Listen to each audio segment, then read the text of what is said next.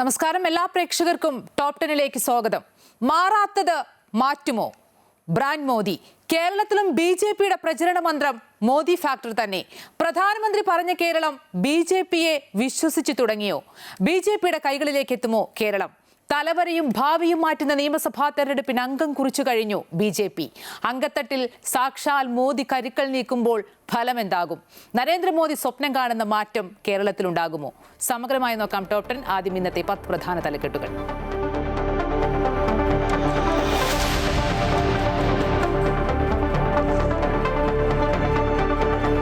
വരുന്ന തിരഞ്ഞെടുപ്പിൽ കേരളത്തിന്റെ തലവര മാറുമെന്ന് പ്രധാനമന്ത്രി നരേന്ദ്രമോദി.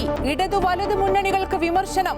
വികസന ശത്രുവാണ് LDF എന്നും കോൺഗ്രസ് മുസ്ലിം ലീഗ് മാവോവാദി കോൺഗ്രസായി മാറിയെന്നും തലസ്ഥാന നഗരിയിലെ പൊതുസമ്മേളനത്തിൽ മോദി. ശബരിമലയിലെ സ്വർണം കട്ടവരെ ജയിലിൽ അടയ്ക്കുമെന്ന് മോദിയുടെ ഗ്യാരണ്ടി. ബി.ജെ.പിയുടെ അജണ്ട വർഗീയത മാത്രമെന്ന് കോൺഗ്രസ്.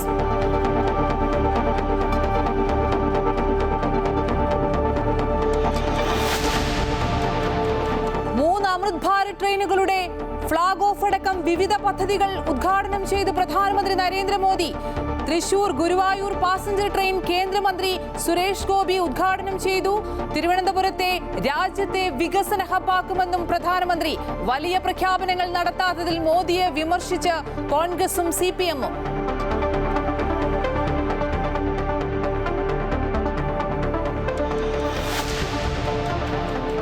തിരഞ്ഞെടുപ്പിന് മുന്നോടിയായി ഹൈക്കമാൻഡുമായി ചർച്ച നടത്തി സംസ്ഥാന കോൺഗ്രസ് നേതാക്കൾ. സ്ഥാനാർത്ഥി നിർണയം പരാതികളില്ലാതെ പൂർത്തിയാക്കാൻ നിർദ്ദേശം.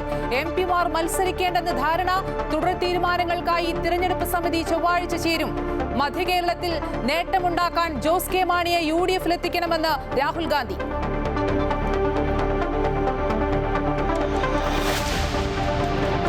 ശബരിമല സ്വർണ്ണക്കൊള്ളയിൽ മുൻ അഡ്മിനിസ്ട്രേറ്റീവ് ഓഫീസർ മുരാരി ബാബുവിന് ജാമ്യം.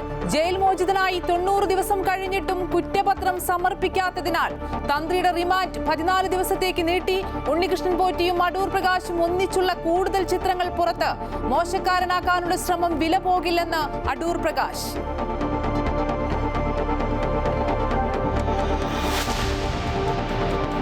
ലോകാരോഗ്യ സംഘടനയിൽ നിന്ന് പിന്മാറി അമേരിക്ക.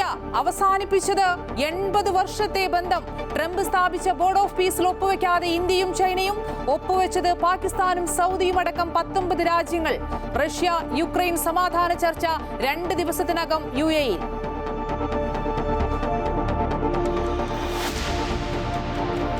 NDA-യിൽ ചേർന്നതിന് പിന്നാലെ 2020-ൽ ഭിന്നത. ബ്ലോക്ക് പഞ്ചായത്ത് മുൻ പ്രസിഡന്റ് ഉൾപ്പെടെയുള്ളവർ പാർട്ടി വിട്ട് കോൺഗ്രസിൽ ചേർന്നു. സാബു ജേക്കബ് വഞ്ചിച്ചെന്നും NDA-യിൽ ചേരാൻ തീരുമാനിച്ചത് ഏകപക്ഷീയമായെന്നും നേതാക്കൾ. 2020 വിട്ടുവരുന്നവരെ സന്തോഷത്തോടെ സ്വീകരിക്കുമെന്ന് കോൺഗ്രസ്.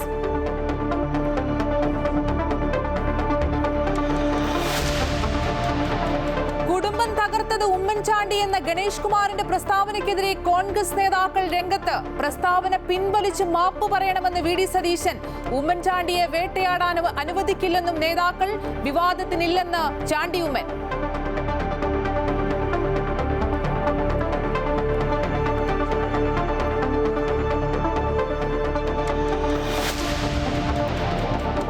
ന്യൂസിലൻഡിനെതിരായ രണ്ടാം 2020-ൽ ഇന്ത്യക്ക് 209 റൺസ് വിജയലക്ഷ്യം. ഇന്ത്യ 3-ന് 150 റൺസ് എന്ന നിലയിൽ. സഞ്ജു 6 റൺസിന് പുറത്ത്. ഇഷാൻ കിഷന് അർദ്ധ സെഞ്ചുറി.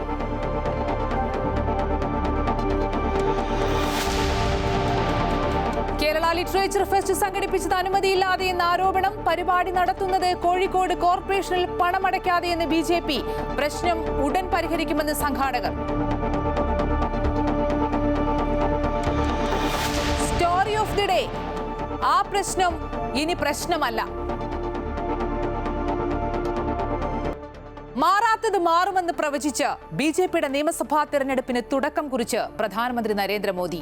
കേരളത്തിന്റെ തലവര മാറ്റുന്ന തിരഞ്ഞെടുപ്പാണ് വരാൻ പോകുന്നതെന്നും മാറാത്തതിന് മാറുമെന്നും പ്രധാനമന്ത്രി. ഇടതു വലതു മുന്നണികളെ കടന്നാക്രമിച്ച പ്രധാനമന്ത്രി വ്യക്തമായ രാഷ്ട്രീയം പറഞ്ഞു. BJP അധികാരത്തിൽ വന്നാൽ സ്വർണ്ണക്കൊള്ള നടത്തിയ മുഴുവൻ പ്രതികളെയും ജയിലിൽ അടയ്ക്കുമെന്നതാണ് മോദിയുടെ ഗ്യാരണ്ടി എന്ന് ആവർത്തിച്ചു. കേരളത്തിലെ കോൺഗ്രസ് മുസ്ലിം ലീഗ് മാവോവാദി കോൺഗ്രസായി മാറിയെന്നും മോദി വിമർശിച്ചു. തലസ്ഥാന നഗരിയിലെ പൊതുസമ്മേളനത്തിൽ പ്രവർത്തകരെ അഭിസംബോധന ചെയ്യുകയായിരുന്നു പ്രധാനമന്ത്രി നരേന്ദ്രമോദി. തലസ്ഥാന കോർപ്പറേഷനിൽ മിന്നുന്ന വിജയം നേടി ഭരണത്തിലേറിയതിന് പിന്നാലെ പ്രധാനമന്ത്രിയുടെ സന്ദർശനം കൂടുതൽ ഊർജ്ജം നൽകുകയാണ് ബിജെപിക്ക്. പുത്തരിക്കണ്ടം മൈതാനത്ത് പ്രവർത്തകരെ അഭിസംബോധന ചെയ്ത പ്രധാനമന്ത്രി കേരളത്തെ രക്ഷിക്കാൻ ബിജെപിക്ക് മാത്രമേ കഴിയൂ എന്ന് അവകാശപ്പെട്ടു. विकसित तिरुवनंतपुरम के विजन पर काम करना शुरू कर दिया। मैं तिरुवनंतपुरम की जनता से कहूंगा, आप विश्वास रखिए, मारातद इनी मारोम,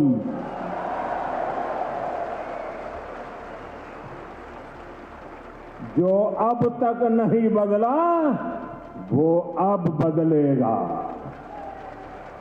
तिरुवनंतपुरम पूरे देश के लिए एक मॉडल सिटी बनेगा.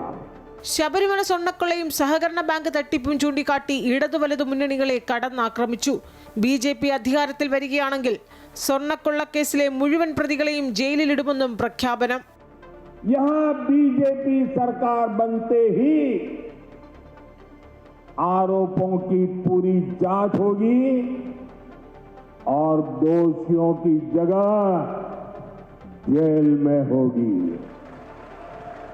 और ये मोदी की गारंटी है. കോൺഗ്രസിന് നേരെയും കടുത്ത വിമർശനം. മുസ്ലിം ലീഗ് മാവോവാദി കോൺഗ്രസായി കേരളത്തിലെ കോൺഗ്രസ് മാറിയെന്ന മോദി. कांग्रेस आज माओवादियों से ज्यादा कम्युनिस्ट और मुस्लिम लीग से भी ज्यादा कम्युनल हो गई है. इसलिए देश में आज कांग्रेस को एमएमसी यानी मुस्लिम लीगी മാവോവാദി കോൺഗ്രസ് കഹാ ജാ രഹാ ഹൈ. തലസ്ഥാന കോർപ്പറേഷനിൽ ചരിത്രം തിരുത്തിയ വിജയാവേശം അണികളിലെത്തിക്കാൻ മേയർ വി രാജേഷിനെ സ്നേഹാശ്ലേഷത്തോടെ ചേർത്ത് നിർത്തുകയായിരുന്നു Narendra Modi. ബോലോ Bharat Mata key, ബോലോ Bharat Mata key, ബോലോ Bharat Mata key, ബോലോ Bharat Mata key, ബോലോ Bharat Mata key, ബോലോ Bharat Mata key, ബോലോ Bharat Mata key, ബോലോ Bharat Mata key, ബോലോ Bharat Mata key, ബോലോ Bharat Mata key, ബോലോ Bharat Mata key. NDAയിൽ ഘടകകക്ഷിയായി എത്തിയ 2020 ചെയർമാൻ സാബു ജേക്കബും പ്രധാനമന്ത്രിക്കൊപ്പം വേദി പങ്കിട്ടു. അമൃത ന്യൂസ്, തിരുവനന്തപുരം. സൂചിപ്പിച്ച പോലെ വികസനവും ശബരിമലയും ഒക്കെ ഉയർത്തിക്കാട്ടിയായിരുന്നു മോദിയുടെ മിഷൻ കേരളയ്ക്ക് തുടക്കം കുറിച്ചത്. വികസനം തന്നെയാണ് മുഖ്യ അജണ്ടയെങ്കിലും ശബരിമല വിഷയം ഉയർത്തി വിമർശനം കടുപ്പിച്ചു എന്ന് തന്നെ പറയാം. BJP ക്യാമ്പിന് വലിയ ആവേശം പകർന്നാണ് പ്രധാനമന്ത്രി നരേന്ദ്രമോദി മടങ്ങിയത്. ശ്രീനാരായണ ഗുരു, അയ്യങ്കാളി, മന്നത്ത് പത്മനാഭൻ എന്നിവരെ പരാമർശിച്ചുകൊണ്ടായിരുന്നു മോദി പ്രസംഗം തുടങ്ങിയത്. 3 പേരുകൾ പറഞ്ഞുള്ള മോദിയുടെ കേരള മിഷൻ. അതുകൊണ്ട് തന്നെ നിയമസഭാ തെരഞ്ഞെടുപ്പ് ലക്ഷ്യമിട്ടുള്ള പ്രധാനമന്ത്രിയുടെ ജാതി രാഷ്ട്രീയ സമവാക്യത്തിനെതിരെ പ്രതിപക്ഷം ആഞ്ഞടിച്ചു. UDF-നും കോൺഗ്രസിനും ലീഗിനുമെതിരെ ആഞ്ഞടിച്ച പ്രധാനമന്ത്രി നരേന്ദ്രമോദിക്കെതിരെ രൂക്ഷ വിമർശനമാണ് പ്രതിപക്ഷ നേതാവ് VD സതീശൻ ഉന്നയിച്ചത്. UDF-ന്റെ മതേതര കാഴ്ചപ്പാടിന് മോദിയുടെ സർട്ടിഫിക്കറ്റ് വേണ്ടെന്നും മഹാരഥന്മാരിരുന്ന പ്രധാനമന്ത്രി കസേരയിലിരുന്ന് പച്ചയ്ക്ക് വർഗീയത പറയുകയാണെന്നും VD സതീശൻ കുറ്റപ്പെടുത്തി. Coming election, let him campaign, let him visit Kerala, no problem. But I think NDA doesn't have any role in the election. They have a vote share, very small vote share, compared with the LDF and UDF. They cannot make any changes. They have not received a single seat in the last assembly election. That will be repeated in the coming assembly election also. They won't get a single seat. That is our assessment. The entire thing is in the hands of the people. But our assessment is that NDA will not get any single seat. Prime Minister. വർഗീയത സംസാരിക്കാനാണ് Modi കേരളത്തിലെത്തിയതെന്ന് KC വേണുഗോപാലും തുറന്നടിച്ചു. കേരളത്തിലെ ചരിത്രം ആദ്യം പ്രധാനമന്ത്രി പഠിക്കണം. മുസ്ലിം ലീഗിന്റെ ചരിത്രവും മോദി പഠിക്കണമെന്ന് KC പ്രതികരിച്ചു.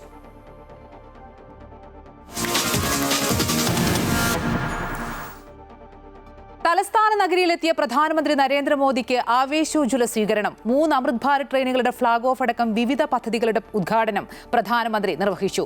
വിമാനത്താവളത്തിലെത്തിയ പ്രധാനമന്ത്രിയെ മുഖ്യമന്ത്രിയും ഗവർണറും ചേർന്നാണ് സ്വീകരിച്ചത്. രാവിലെ 10:30 തിരുവനന്തപുരം വിമാനത്താവളത്തിലെത്തിയ പ്രധാനമന്ത്രിയെ ഗവർണർ രാജേന്ദ്ര അർലേക്കറും മുഖ്യമന്ത്രി പിണറായി വിജയനും ചേർന്നാണ് സ്വീകരിച്ചത്. റോഡ് ഷോയിലൂടെയാണ് വിമാനത്താവളത്തിൽ നിന്ന് പുത്തിരിക്കണ്ടം മൈതാനത്തെ വേദിയിലേക്ക് പ്രധാനമന്ത്രി എത്തിയത്. തലസ്ഥാന നഗരിയിലെത്തിയ പ്രധാനമന്ത്രി നരേന്ദ്രമോദിയെ ആവേശത്തോടെയാണ് ജനങ്ങളും പ്രവർത്തകരും സ്വീകരിച്ചത്.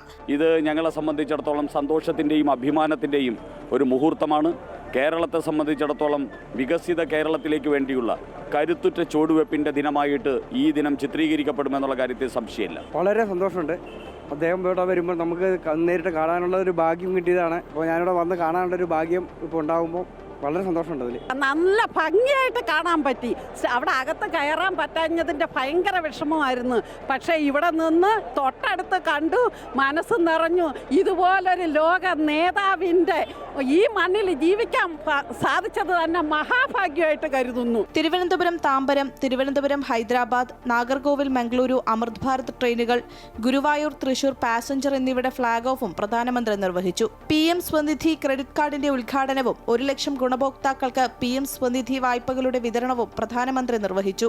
തിരുവനന്തപുരത്തെ ഇന്നൊവേഷൻ ടെക്നോളജി ആൻഡ് എന്റർപ്രണർഷിപ്പ് ഹബിന്റെ ശിലാസ്ഥാപനവും മോദി നടത്തി. കേരളത്തിന്റെ വികസനത്തിന് ഇന്നു മുതൽ പുതിയ ദിശാബോധമെന്ന് പ്രധാനമന്ത്രി നരേന്ദ്രമോദി പറഞ്ഞു.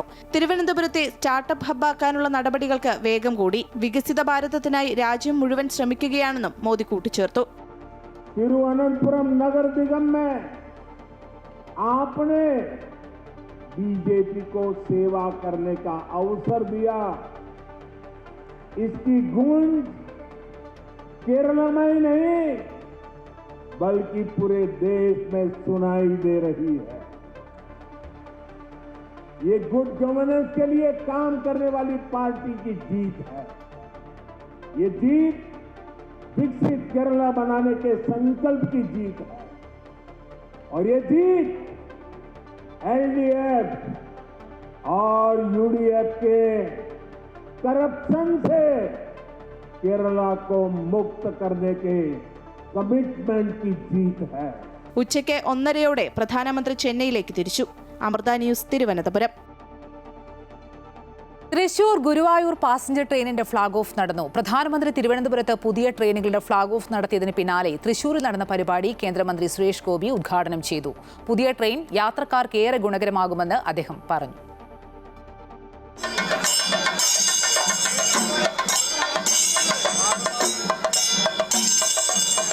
പ്രധാനമന്ത്രി നരേന്ദ്രമോദി തിരുവനന്തപുരത്ത് അമൃത് ഭാരത് പാസഞ്ചർ ട്രെയിനുകളുടെ ഫ്ളാഗ് ഓഫ് നിർവഹിച്ചതിന് തൊട്ടു പിന്നാലെയാണ് തൃശൂരിൽ പാസഞ്ചർ ട്രെയിനിന്റെ ആദ്യ സർവീസ് നടന്നത്. കേന്ദ്രമന്ത്രി സുരേഷ് ഗോപി സമ്മേളനം ഉദ്ഘാടനം ചെയ്തു. പുതിയ ട്രെയിൻ തൃശൂരിലെ ജനങ്ങൾക്ക് ഏറെ ഗുണകരമാകുമെന്ന് അദ്ദേഹം പറഞ്ഞു. പുതിയ സർവീസ് സുഖകരമായ യാത്രയ്ക്കൊപ്പം തീർത്ഥാടന വിനോദസഞ്ചാരത്തിന് മുതൽക്കൂട്ടാകുമെന്നും അദ്ദേഹം കൂട്ടിച്ചേർത്തു.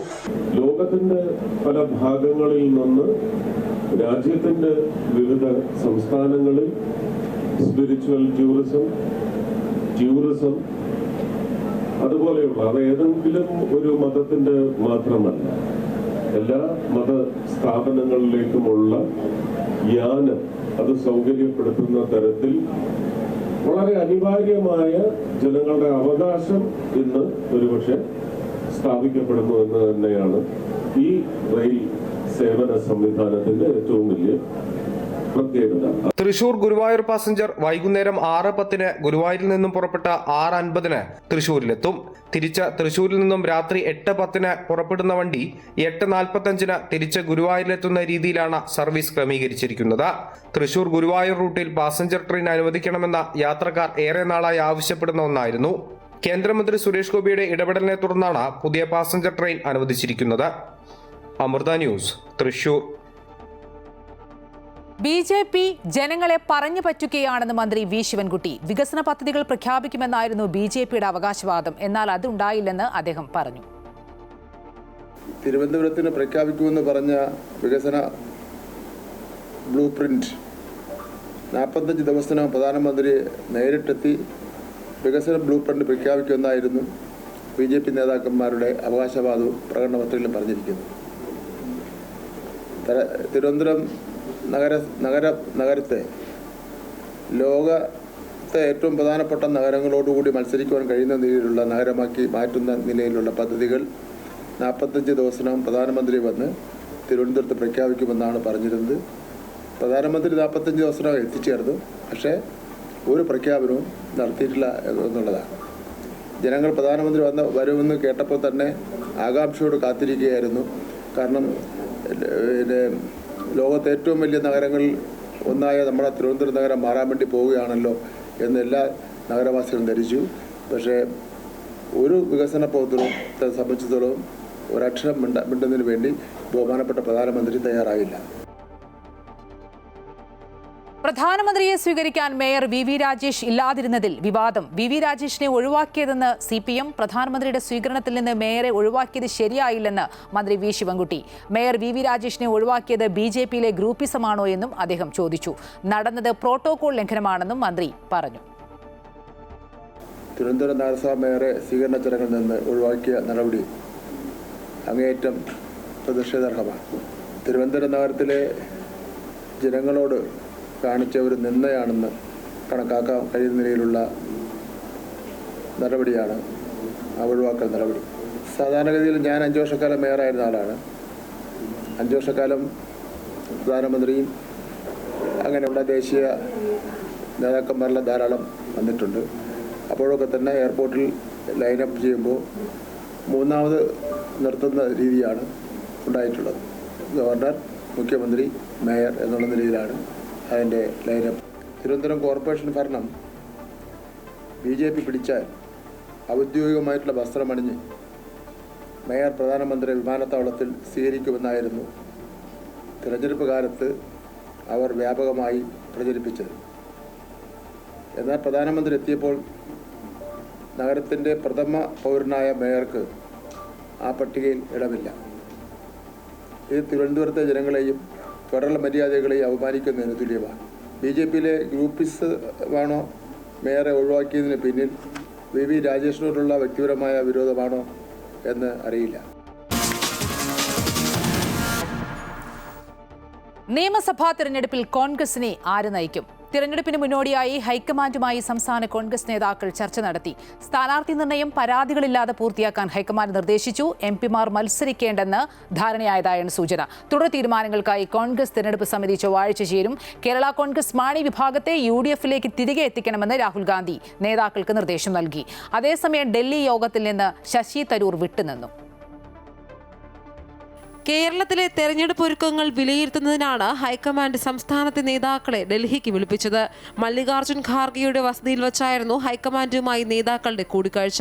കേരളത്തിലെ കോൺഗ്രസ് നേതൃത്വം ഒറ്റക്കെട്ടായി തെരഞ്ഞെടുപ്പിനെ നേരിടണമെന്ന് ഹൈക്കമാൻഡ് കർശന നിർദ്ദേശം നൽകി. അനൈക്യത്തിന്റെ സ്വരം പുറത്തുവരുന്നത് തെരഞ്ഞെടുപ്പിനെ ബാധിക്കുമെന്ന് നേതൃത്വം ഓർമ്മിപ്പിച്ചു. സ്ഥാനാർത്ഥി നിർണയവും പ്രചാരണ തന്ത്രങ്ങളും സംബന്ധിച്ച പ്രാഥമിക ചർച്ചകളും ഡൽഹിയിൽ നടന്നു. പ്രശ്നരഹിതമായി സ്ഥാനാർത്ഥി നിർണയവും സീറ്റ് വിഭജനവും പൂർത്തിയാക്കണമെന്ന് ഹൈക്കമാൻഡ് നേതാക്കളോട് നിർദ്ദേശിച്ചു. केरला के आने वाले जो चुनाव के बारे में विस्तार में चर्चा की, कैसे आगे जाएगा, कैसे हमारे जो गठबंधन है उधर गठबंधन का सीट शेयरिंग के बारे में भी बात हुआ है. ഘടകകക്ഷികളുമായുള്ള ചർച്ചയുടെ പുരോഗതി നേതാക്കൾ ഹൈക്കമാൻഡിനെയും അറിയിച്ചു. MP-മാർ മത്സരിക്കേണ്ട എന്നാണ് നിലവിലെ ധാരണ. ഭൂരിപക്ഷം സിറ്റിംഗ് MLA-മാരും മത്സരിക്കും. കേരളത്തിൽ ചൊവ്വാഴ്ച ചേരുന്ന തെരഞ്ഞെടുപ്പ് സമിതിയിൽ തുടർ ചർച്ചകൾ നടത്താനും തീരുമാനമായി. KPCC അധ്യക്ഷൻ, പ്രതിപക്ഷ നേതാവ് രമേശ് ചെന്നിത്തല, KC വേണുഗോപാൽ തുടങ്ങിയ നേതാക്കളുടെ നേതൃത്വത്തിലാണ് ഹൈക്കമാൻഡുമായി ചർച്ച നടത്തിയത്. അതേസമയം ഹൈക്കമാൻഡുമായുള്ള കൂടിക്കാഴ്ചയിൽ ശശി തരൂർ പങ്കെടുത്തില്ല. News desk Amrita TV. ക്രൈസ്തവ സഭാ നേതൃത്വങ്ങളുമായുള്ള ബന്ധം കൂടുതൽ ദൃഢമാക്കാൻ കേരള കോൺഗ്രസ് എമ്മിന്റെ നീക്കം. സഭാധ്യക്ഷന്മാരുമായി കൂടിക്കാഴ്ച നടത്തിയും ആഘോഷ പരിപാടികളിൽ പങ്കെടുത്തുമാണ് ഇടതുമുന്നണിയിൽ തുടരുന്ന ജോസ് കെ മാണി സഭയുമായി കൂടുതൽ അടുക്കുന്നത്. കേരള കോൺഗ്രസിനെ UDFിലെത്തിക്കാൻ സഭാ നേതൃത്വങ്ങളുടെ ഭാഗത്തു നിന്നും കനത്ത സമ്മർദ്ദമുണ്ടായിരുന്നുവെന്ന വാദങ്ങൾക്കാണ് ഇതോടെ ശക്തി കുറയുന്നത്. കാഞ്ഞിരപ്പള്ളിയിൽ 2 ആർച്ച് ബിഷപ്പുമാരും 2 ബിഷപ്പുമാരും പങ്കെടുത്ത വേദിയിലാണ് ഇൻഫാം രജത ജൂബിലി ആഘോഷങ്ങളുടെ ഭാഗമായി നടത്തിയ വീർ കിസാൻ ഭൂമിപത്ര അവാർഡ് ദാന ചടങ്ങ് ജോസ് കെ മാണി MP ഉദ്ഘാടനം ചെയ്തത്. Changanassery archbishop Mar Thomas Tharayil, Thiruvalla archbishop Thomas Mar Koorilos മെത്രാപ്പോലിത്ത, കാഞ്ഞിരപ്പള്ളി ബിഷപ്പ് മാർ ജോസ് പുളിക്കൽ, മുൻ ബിഷപ്പ് മാർ മാത്യു അറയ്ക്കൽ എന്നിവരായിരുന്നു പരിപാടിയിൽ പങ്കെടുത്ത ബിഷപ്പുമാർ. ഇൻഫാം രജത ജൂബിലി സമാപന ആഘോഷങ്ങളുടെ ഭാഗമായി 75 വയസ്സ് കഴിഞ്ഞ് 921 കർഷകരെ വീർ കിസാൻ ഭൂമിപത്ര പുരസ്കാരം നൽകി ആദരിക്കുന്നതായിരുന്നു ചടങ്ങ്. നമുക്ക് ജീവിക്കുവാനും വികസനം നടത്തുവാനും ഒരു തരത്തിൽ കൃഷി ചെയ്യുവാനുമായിട്ടുള്ള സ്ഥലം 30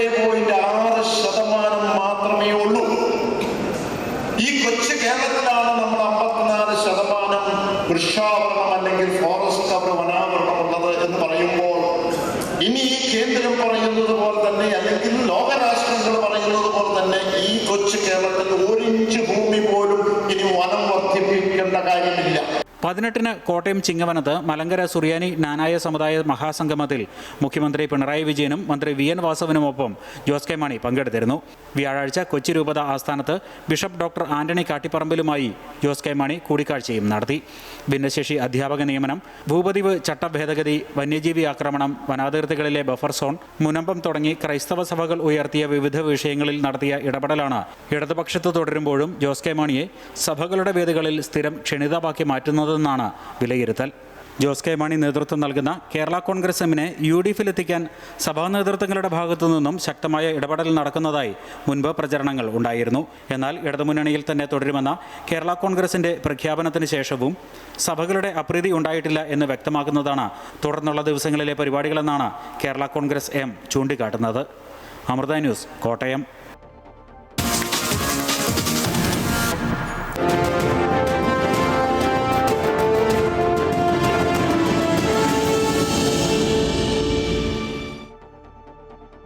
ശബരിമല സ്വർണ്ണക്കൊള്ളയിൽ മുരാരി ബാബു ജാമ്യത്തിൽ പുറത്തിറങ്ങി. ദ്വാരപാലക കട്ടിളപ്പാളി കേസുകളിലാണ് ജാമ്യം ലഭിച്ചത്. പ്രത്യേക അന്വേഷണ സംഘം കുറ്റപത്രം സമർപ്പിക്കാത്ത സാഹചര്യത്തിൽ കൊല്ലം വിജിലൻസ് കോടതിയാണ് മുരാരി ബാബുവിന് ജാമ്യം നൽകിയത്. അതേസമയം തന്ത്രി കണ്ഠരര് രാജീവരുടെ റിമാൻഡ് 14 ദിവസം കൂടി നീട്ടി.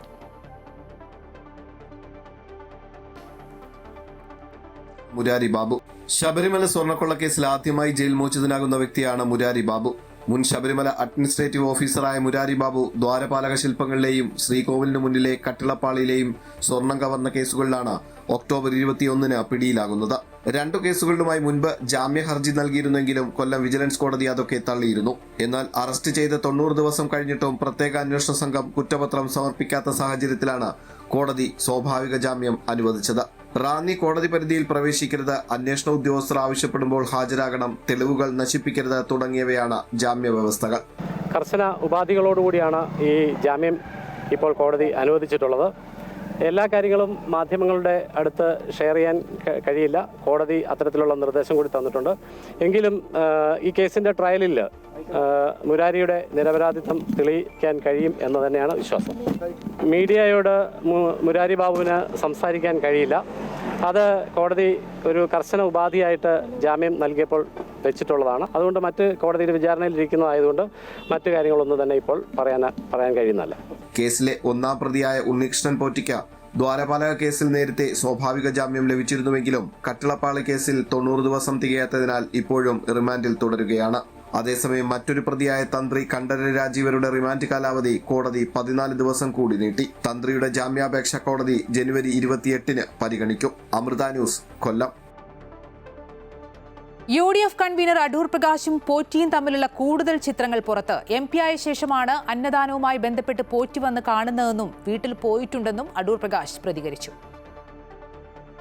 ശബരിമല സ്വർണ്ണക്കൊള്ളക്കേസിലെ 1-ാം പ്രതി ഉണ്ണികൃഷ്ണൻ പോറ്റിയുമായി UDF കൺവീനർ അടൂർ പ്രകാശിന് അടുത്ത ബന്ധമുണ്ടെന്ന് തെളിയിക്കുന്ന കൂടുതൽ ചിത്രങ്ങളാണ് ഇപ്പോൾ പുറത്തു വന്നത്. ഉപഹാരം കൈമാറുന്ന ചിത്രങ്ങളാണ് പുറത്തു വന്നത്. പോറ്റിയുടെ സുഹൃത്തുക്കളായ രമേശ് റാവുവും അനന്ത് സുബ്രഹ്മണ്യവും ചിത്രത്തിലുണ്ട്. ബംഗളൂരിൽ വെച്ചാണ് കൂടിക്കാഴ്ച നടന്നതെന്നാണ് വിവരം. അതേസമയം എന്ത് ചടങ്ങാണെന്ന കാര്യത്തിൽ വ്യക്തത വന്നിട്ടില്ല. നേരത്തെ സോണിയാഗാന്ധിക്കൊപ്പം നിൽക്കുന്ന പോറ്റിയുടെ ചിത്രങ്ങളും ഏറെ വിവാദമായിരുന്നു. അതേസമയം ഉണ്ണികൃഷ്ണൻ പോറ്റിയുമായുള്ള ബന്ധത്തെക്കുറിച്ച് വിശദീകരിച്ച് UDF convener Adoor Prakash MP രംഗത്ത് വന്നു. തന്നെ മോശക്കാരനാക്കാൻ ശ്രമം നടന്നാലും അത് വിലപ്പോകില്ല എന്നും അടൂർ പ്രകാശ് പറഞ്ഞു. പോറ്റി വന്ന് കണ്ടതും പോറ്റിയുടെ വീട്ടിൽ പോയതിലും അടൂർ പ്രകാശ് വിശദീകരിച്ചു. ഞാൻ പോറ്റിയെ കണ്ടു എന്ന് പറയുന്നത് 2019 ഞാൻ ആദ്യം ആറ്റിങ്ങൽ പാർലമെൻറ്റ് നിയോജകമണ്ഡലത്തിൻ്റെ MP ആകുന്നു. MP ആയതിനു ശേഷം ആണ് അദ്ദേഹം എന്നെ വന്ന് അന്നദാനവുമായി ബന്ധപ്പെട്ടുകൊണ്ട് ശബരിമലയിൽ നടക്കുന്ന ഒരു ചടങ്ങിൽ പങ്കെടുക്കണം എന്ന് എന്നോട് ആവശ്യപ്പെട്ടതനുസരിച്ച് ഞാൻ ആ ചടങ്ങിൽ പങ്കെടുക്കുകയുണ്ടായി. പങ്കെടുത്ത് ഞാൻ മടങ്ങിപ്പോന്നു. അതിനുശേഷം പിന്നീട് അദ്ദേഹത്തിൻ്റെ വീട്ടിൽ ഞാൻ പോയിരുന്നത് എൻ്റെ ഓർമ്മ ശരിയാണെങ്കിൽ അദ്ദേഹത്തിൻ്റെ പിതാവ് മരണപ്പെട്ട അവസരത്തിൽ ഞാനിവിടെ സ്ഥലത്തില്ലാതിരുന്ന സമയമാണ്. അവിടെയുള്ള പാർട്ടി പ്രവർത്തകരും മറ്റും എന്നെ അറിയിച്ചു, ഇങ്ങനെ ഇന്നയാളിൻ്റെ ഞങ്ങളുടെ വീടിന് തൊട്ടടുത്തുള്ള ആളാണ്, ശബരിമലയിലെ പോറ്റിയാണ് എന്ന് പറഞ്ഞ് അവിടെ അദ്ദേഹത്തിൻ്റെ പിതാവ് മരണപ്പെട്ടു അറിഞ്ഞപ്പോൾ ആ വീട്ടിൽ ഞാൻ പോയിരുന്നു. അത് പിന്നെ വീട്ടിൽ പോയിരുന്നു എന്നുള്ളത് സത്യാവസ്ഥയാണ്. ഞാനത് ഒന്നും മറച്ചു വെക്കാൻ വേണ്ടിയല്ല. താൻ വഴിയല്ല സോണിയാഗാന്ധിയുടെ അടുത്ത് പോറ്റി എത്തിയതെന്നും ചില ചാനലുകൾ പറയുന്നത് പോലെയാണോ കേരളത്തിലെ രാഷ്ട്രീയമെന്നും അടൂർ പ്രകാശ് ചോദിച്ചു. ഉപഹാരങ്ങൾ രാഷ്ട്രീയക്കാർക്ക് ഉൾപ്പെടെ കൊടുത്തിട്ടുണ്ടെന്ന മൊഴി പോറ്റി നൽകിയിരുന്നു. എന്നാൽ അതിൽ പേര് പറഞ്ഞിരുന്നില്ല. അതേസമയം പോറ്റിയുമായുള്ള UDF നേതാക്കളുടെ ബന്ധത്തിൽ UDF ഔദ്യോഗിക വിശദീകരണം നൽകിയിട്ടുമില്ല. അതിനിടയിലാണ് പോറ്റിയുമൊത്തുള്ള അടൂർ പ്രകാശിന്റെ കൂടുതൽ ചിത്രങ്ങൾ ഇപ്പോൾ പുറത്തു വന്നത്. News desk Amrita news. ലോകാരോഗ്യ സംഘടനയിൽ നിന്ന് അമേരിക്ക ഔദ്യോഗികമായി പിന്മാറി. 1 വർഷം മുമ്പ് പ്രസിഡന്റ് ഡൊണാൾഡ് ട്രംപ് ഒപ്പുവെച്ച എക്സിക്യൂട്ടീവ് ഉത്തരവിന്റെ അടിസ്ഥാനത്തിലാണ് ഈ നടപടി. പിന്മാറ്റം അമേരിക്കൻ സ്റ്റേറ്റ് ഡിപ്പാർട്ട്മെന്റും ആരോഗ്യ മനുഷ്യ സേവന വകുപ്പും സ്ഥിരീകരിച്ചു. രണ്ടാം തവണ അധികാരമേറ്റ ശേഷം ആദ്യ ദിവസം തന്നെ ഡൊണാൾഡ് ട്രംപ് ഒപ്പുവെച്ചത് ലോകാരോഗ്യ സംഘടനയിൽ നിന്ന് പിന്മാറാനുള്ള ഉത്തരവിലായിരുന്നു. സംഘടന അതിന്റെ അടിസ്ഥാന ലക്ഷ്യങ്ങളിൽ നിന്ന് വ്യതിചലിച്ചുവെന്നും ഉത്തരവാദിത്തം, പരിഷ്കരണം, സുതാര്യത എന്നിവയിൽ പരാജയപ്പെട്ടുവെന്നും ആരോപിച്ചായിരുന്നു US ഭരണകൂടത്തിന്റെ പിന്മാറ്റം. കോവിഡ് മഹാമാരി കൈകാര്യം ചെയ്യുന്നതിൽ സംഘടന വരുത്തിയ വീഴ്ചകളെയും ട്രംപ് വിമർശിച്ചിരുന്നു. അന്താരാഷ്ട്ര ആരോഗ്യ അടിയന്തരാവസ്ഥ പ്രഖ്യാപിക്കുന്നതിൽ ലോകാരോഗ്യ സംഘടന കാലതാമസം വരുത്തിയെന്നും ഇത് അമേരിക്കയുടെ താൽപര്യങ്ങളെ ബാധിച്ചുവെന്നും അമേരിക്ക കുറ്റപ്പെടുത്തി. ഈ പിന്മാറ്റത്തോടെ ഐക്യരാഷ്ട്രസഭയുടെ ആരോഗ്യ ഏജൻസിയിൽ US-ന്റെ എല്ലാ പങ്കാളിത്തവും അവസാനിച്ചു. ലോകാരോഗ്യ സംഘടനയുടെ ആസ്ഥാനത്തും ലോകമെമ്പാടുമുള്ള ഓഫീസുകളിൽ നിന്നും മറ്റ് അനുബന്ധ സംഘടനകളിൽ നിന്നും US ഉദ്യോഗസ്ഥരെ തിരികെ വിളിച്ചു. ലോകാരോഗ്യ സംഘടനയ്ക്ക് വാഗ്ദാനം ചെയ്ത $260 മില്യൺ നൽകാതെയാണ് അമേരിക്കയുടെ പിന്മാറ്റം. ഇത് നിയമപരമായി നൽകാൻ തങ്ങൾ ബാധ്യസ്ഥരല്ലെന്നാണ് US-ന്റെ നിലപാട്. മറ്റ് രാജ്യങ്ങളെ അപേക്ഷിച്ച് കൂടുതൽ സാമ്പത്തിക സഹായം നൽകുന്നത് തങ്ങളാണെന്നും ഭരണകൂടം അവകാശപ്പെട്ടു. ലോകാരോഗ്യ സംഘടനയുടെ നിലനിൽപ്പിനെ തന്നെ ഈ പിന്മാറ്റം ബാധിക്കുമോ എന്ന ആശങ്കയിലാണ് വിദഗ്ധർ. പോളിയോ നിർമ്മാർജ്ജനം മുതൽ പുതിയ വൈറസ് ഗവേഷണം വരെയുള്ള വിവിധ മേഖലകളിലെ പ്രവർത്തനങ്ങളെ US-ന്റെ പിന്മാറ്റം തളർത്താൻ സാധ്യതയുണ്ടെന്ന് പലരും അഭിപ്രായപ്പെടുന്നു. അതേസമയം ലോകാരോഗ്യ സംഘടനയുടെ ഭാഗമല്ലെങ്കിലും ആഗോള ആരോഗ്യ മേഖലയിൽ തങ്ങളുടെ ഇടപെടൽ തുടരുമെന്ന് അമേരിക്ക വ്യക്തമാക്കിയിട്ടുണ്ട്. ഫെബ്രുവരിയിൽ നടക്കുന്ന എക്സിക്യൂട്ടീവ് ബോർഡ് യോഗത്തിൽ ലോകാരോഗ്യ സംഘടന അമേരിക്കയുടെ പിന്മാറ്റം വിശദമായി ചർച്ച ചെയ്യും. നിലവിൽ സംഘടനയിലേക്ക് തിരിച്ചു പോകാനോ നിരീക്ഷക പദവി സ്വീകരിക്കാനോ തങ്ങൾക്ക് ഉദ്ദേശമില്ലെന്ന് US വ്യക്തമാക്കിയിട്ടുണ്ട്.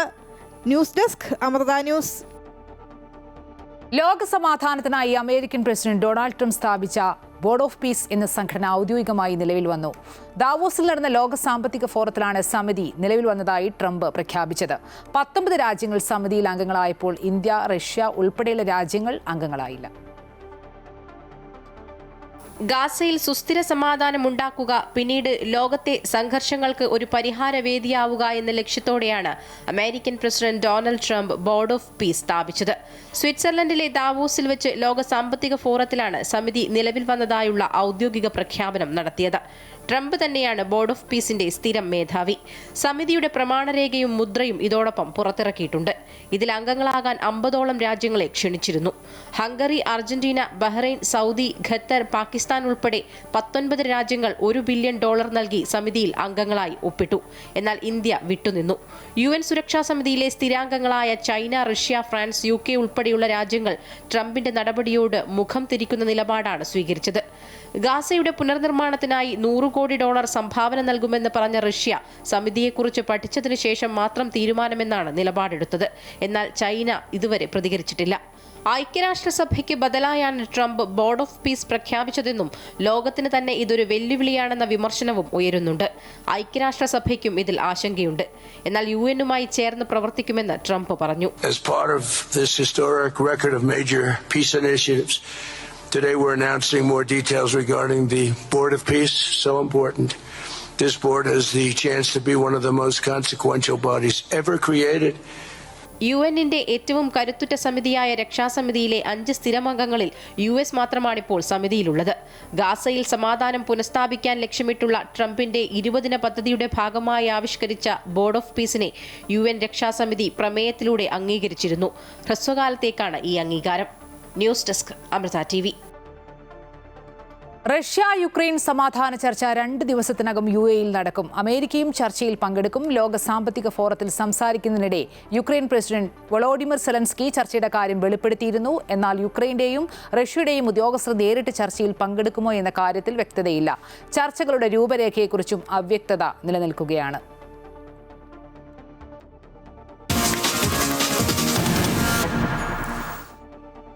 NDAയിൽ ചേർന്നതിന് പിന്നാലെ 2020-ൽ ഭിന്നത. സാബു എം ജേക്കബിന്റെ നേതൃത്വത്തിൽ 2020 NDAയിൽ ചേർന്നതിന് പിന്നാലെ പാർട്ടിയിൽ ഭിന്നത തുടങ്ങി. ബ്ലോക്ക് പഞ്ചായത്ത് മുൻ പ്രസിഡന്റ് ഉൾപ്പെടെയുള്ളവർ പാർട്ടി വിട്ട് കോൺഗ്രസിൽ ചേർന്നു. കൂടുതൽ നേതാക്കളും പ്രവർത്തകരും വരും ദിവസങ്ങളിൽ കോൺഗ്രസിലേക്ക് എത്തുമെന്ന് മുൻ MLA VP സജീന്ദ്രൻ പറഞ്ഞു. വികസന കാഴ്ചപ്പാടിന്റെ ഭാഗമായി NDAയ്ക്കൊപ്പം ചേർന്നുവന്ന സാബു എം ജേക്കബിന്റെ വാദം തള്ളിക്കൊണ്ടാണ് പാർട്ടിയിൽ കൊഴിഞ്ഞുപോക്ക് തുടങ്ങിയിരിക്കുന്നത്. വടവുകോട് ബ്ലോക്ക് പഞ്ചായത്ത് അധ്യക്ഷയായിരുന്ന റസീന പരീദ് ഉൾപ്പെടെയുള്ളവരാണ് കോൺഗ്രസിൽ ചേർന്നത്. ഏകപക്ഷീയമായ തീരുമാനമാണ് സാബു എം ജേക്കബ് കൈക്കൊണ്ടതെന്നും പ്രവർത്തകരുടെയും നേതാക്കളുടെയും വികാരം മാനിച്ചില്ലെന്നും റസീന പറഞ്ഞു. റോയൽറ്റി കാർഡിന്റെ പേരിൽ ജാതി സർവേ നടത്തിയെന്നും BJPയിലേക്കുള്ള റിക്രൂട്ട്മെന്റാണ് നടന്നതെന്നും പാർട്ടി വിട്ടവർ കുറ്റപ്പെടുത്തി. ഞങ്ങളെപ്പോലുള്ള ജനപ്രതിനിധികൾ ഒരിക്കലും ഇത് അംഗീകരിക്കാൻ പറ്റുന്നൊരു കാര്യമല്ല 2020 BJP ബന്ധം. ആദ്യകാലങ്ങളിൽ ഇതുപോലൊരു ബന്ധത്തിനെ കുറിച്ചൊരു സൂചനയൊക്കെ ഞങ്ങൾക്ക് കിട്ടിയെങ്കിൽ പോലും ഇത് നമുക്കൊരു തെളിയിക്കപ്പെടാത്ത അസംഷനായിട്ട് മാത്രം ഞങ്ങൾക്ക് ഒതുങ്ങി നിൽക്കാൻ കഴിയാത്തത് കൊണ്ടാണ് ഞങ്ങൾ അന്ന് അതിൽ നിന്നും പിൻവലിഞ്ഞ് നിൽക്കാതിരുന്നത്. ഇപ്പോൾ നമുക്കത് ലൈവായിട്ട് കാണാൻ പറ്റി. ആ രീതിയിൽ ഞങ്ങൾക്കിത് തുടരാൻ താല്പര്യമില്ലാത്തത് കൊണ്ടാണ് ഞങ്ങൾ 2020 പാർട്ടിയിൽ നിന്നും രാജിവെച്ചിട്ട് ഞങ്ങൾ ജനാധിപത്യ സംവിധാനത്തിലേക്ക് ഇറങ്ങി വന്നത്. സാബു എം ജേക്കബിന്റെ പാർട്ടിയുടെ തകർച്ചയുടെ തുടക്കമാണിതെന്ന് കുന്നത്തുനാട് മുൻ MLA VP സജീന്ദ്രൻ പറഞ്ഞു. കൂടുതൽ നേതാക്കളും പ്രവർത്തകരും വരും ദിവസങ്ങളിൽ കോൺഗ്രസിനൊപ്പം ചേരും. പഞ്ചായത്ത് മെമ്പർമാർ കൂടുതലും സ്ത്രീകളായിട്ട് വിജയിച്ചവരാണ്. അവർക്ക് ചില കൂടിയാലോചനകൾ വേണ്ടി വരും. വീട്ടിലെ സമ്മതം, അതേപോലെ തന്നെ വോട്ട് ചെയ്ത ആളുകളുടെ സമ്മതം, അങ്ങനെയുള്ള ആലോചനകൾക്ക് ശേഷം തീർച്ചയായും കോൺഗ്രസിലേക്ക് UDFിലേക്ക് വരാമെന്നാണ് പലരും അറിയിച്ചിട്ടുള്ളത്. ഇത് സാബു എം ജേക്കബിന്റെ പാർട്ടിയുടെ അന്ത്യം കുറിക്കുന്ന ഒരു തീരുമാനമായിരിക്കും. 2020യുടെ രൂപീകരണത്തോടെ പാർട്ടിയിൽ നിന്ന് അകന്നവരെ പൂർണ്ണമായും തിരികെ എത്തിക്കാനുള്ള ശ്രമത്തിലാണ് കോൺഗ്രസും CPM-ഉം. കഴിഞ്ഞ കുറെ നാളുകളായി നടത്തിയ ആ ശ്രമങ്ങൾക്ക് സാബു എം ജേക്കബിന്റെ NDA സഹകരണം ആക്കം കൂട്ടുകയാണ്. ഏതായാലും 2020യിലെ ഭിന്നത കഴിഞ്ഞ തദ്ദേശ തിരഞ്ഞെടുപ്പിലെ പോലെ കോൺഗ്രസിന് കുറെ കൂടി ഗുണം ചെയ്തേക്കുമെന്നാണ് സൂചന. എന്നാൽ ന്യൂനപക്ഷങ്ങളെ പാർട്ടിയോട് അടുപ്പിക്കാൻ പുതിയ നീക്കം ഗുണം ചെയ്യുമെന്ന് BJPയും വിലയിരുത്തുന്നുണ്ട്. അമൃത ന്യൂസ്, കൊച്ചി.